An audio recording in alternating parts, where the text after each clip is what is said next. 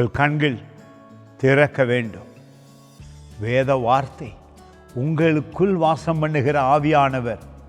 அது மட்டுமல்ல, உங்கள் ஆவியிலே தேவன் இருக்கிறபடியினாலே, ஆவியானவர் இருக்கிறபடியினாலே வேத வார்த்தையை கேட்ட உடனே அதிசயம் நடக்கும்.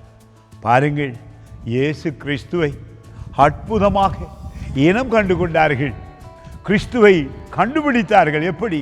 அவர் வேத வார்த்தையை பேசும் பொழுது. நீங்களும் வேத வார்த்தையை தியானிக்கும் பொழுது உங்கள் ஆவியிலே இயேசுவை காணலாம். இந்த நாளில் அந்த அதிசயம் நடக்கும், அற்புதங்கள் நடக்கும், சுகவாழ்வு உண்டாகும், பலன் வரும், நன்மைகள் அதிகரிக்கும். பாருங்கள், இந்த வார்த்தை 24ஆம் அதிகாரத்திலே 31வது வசனம், லூக்கா புத்தகத்திலே, அப்பொழுது அவர்களுடைய கண்கள் திறக்கப்பட்டு அவரை அறிந்தார்கள். மிக முக்கியமான வார்த்தை, அறிந்தார்கள். என் உள்ளத்தை தொட்டது. நிச்சயமாக நாங்களும் அவரை அறிந்து கொள்கிறோம். உடனே அவர் அவர்களுக்கு மறைந்து போனார். இந்த நாளிலே அவர் வேத வார்த்தைக்குள்ளே வாசம் பண்ணுகிறார்.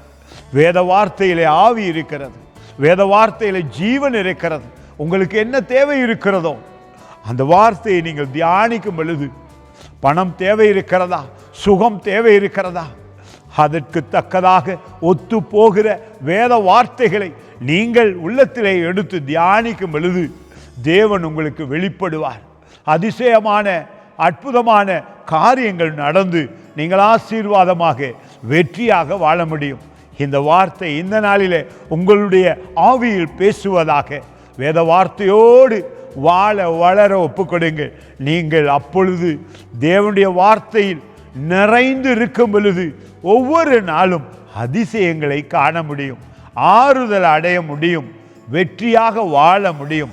இந்த வார்த்தை இந்த நாளிலே உங்கள் உள்ளத்தை தொட்டு இருக்கும். God bless you.